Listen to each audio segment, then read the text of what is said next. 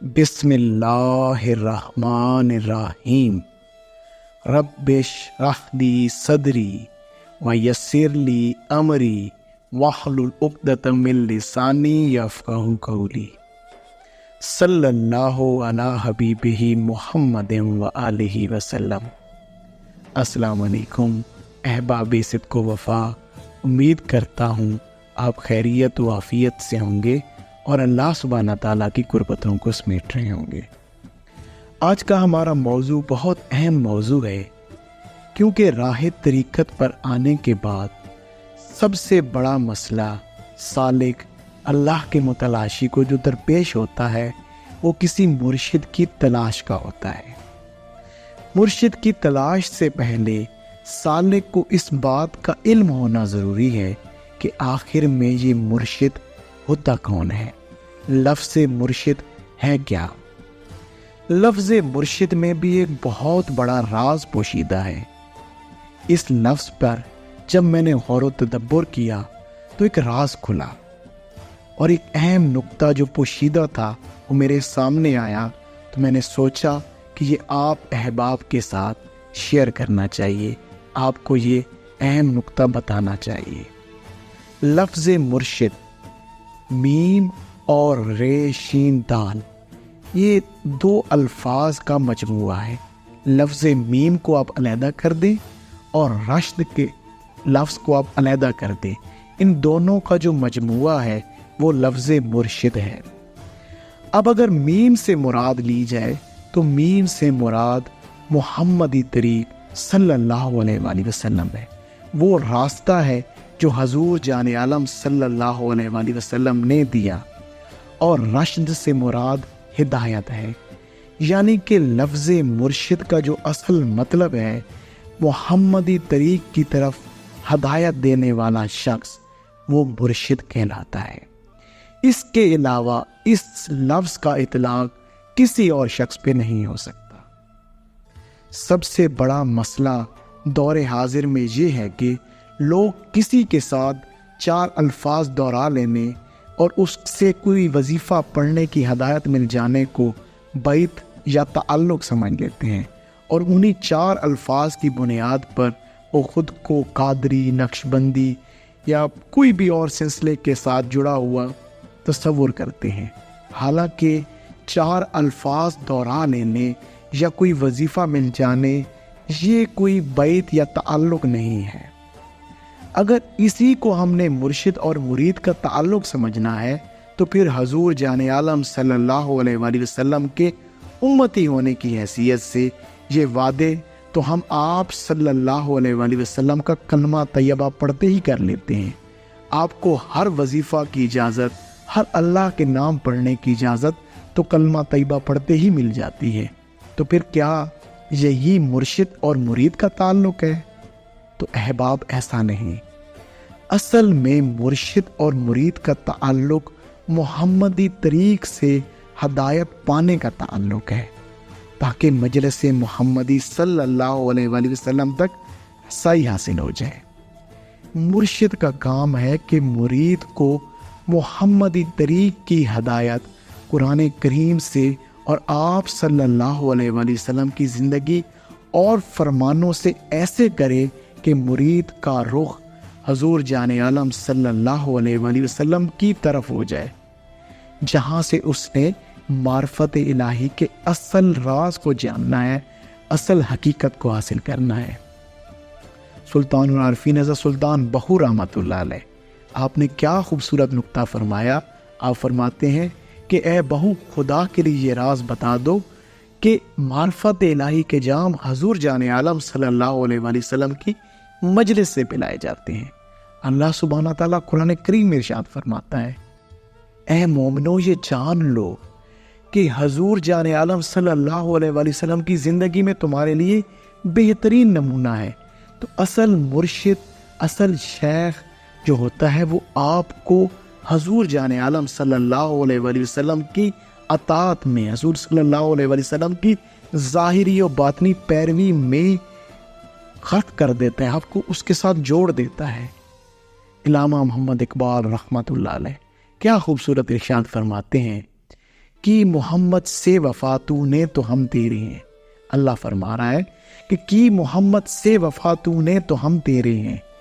یہ جہاں چیز ہے کیا، یہ جہاں چیز ہے کیا، لوح و قلم تیرے ہیں. کہ تم اس جہاں کی بات کرتے ہو، تمہیں میں لوح و قلم عنایت کر دوں گا، اپنی نئی کائنات لکھ لینا. لیکن حضور سے وفا کرو، حضور سے محبت کرو، حضور کے طریق پر چلو. احباب، اہم مسئلہ یہ ہے کہ ہمیں فیض اور تربیت میں فرق معلوم نہیں ہوتا، جس کی وجہ سے بہت سے لوگ راہ حق سے محروم رہ جاتے ہیں. اگر بات فیض کی جائے تو فیض اللہ کے نور و تجلیات کا کسی قلب کے اوپر اتر آنا ہے، کسی قلب میں جذب ہو جانا ہے. مگر قلب ان نور و تجلیات کو جذب کر پائے، اس میں اتنی صلاحیت ہو، یہ تربیت کے بغیر ممکن ہی نہیں، یہ ناممکن ہے.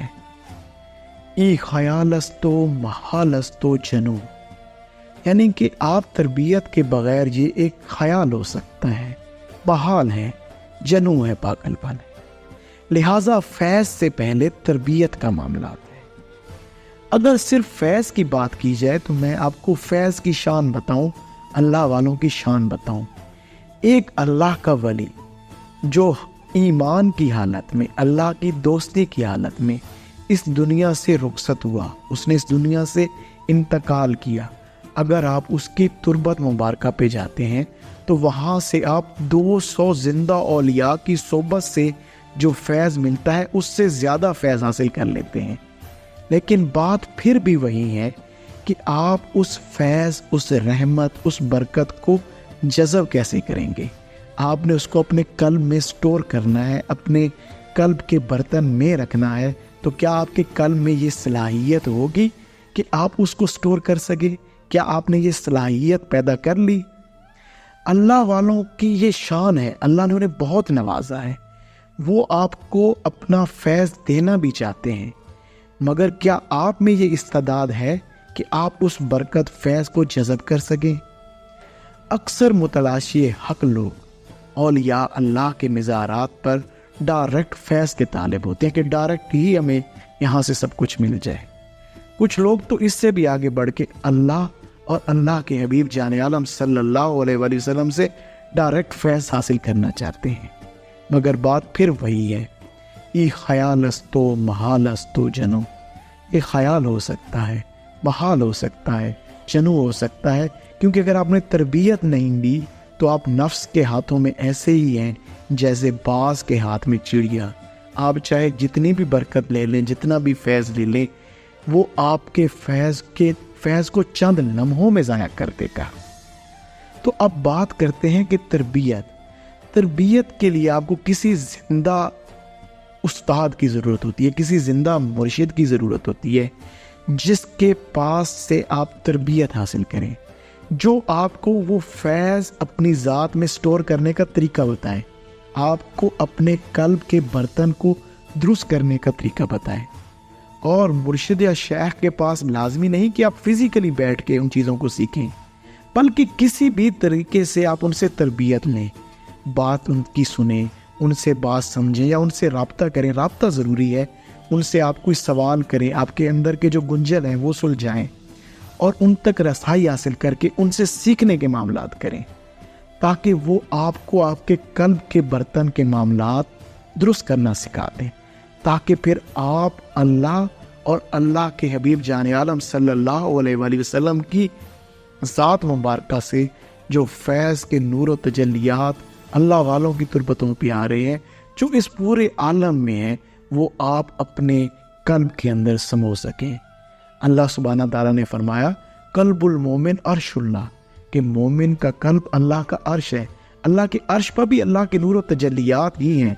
اگر اپنے قلب کو انسان درست کر لیتا ہے تو تمام اللہ کے نور و تجلیات آپ اپنے قلب کے اندر سمیٹ سکتے ہیں، تمام برکتیں آپ اپنے قلب کے اندر سمیٹ سکتے ہیں.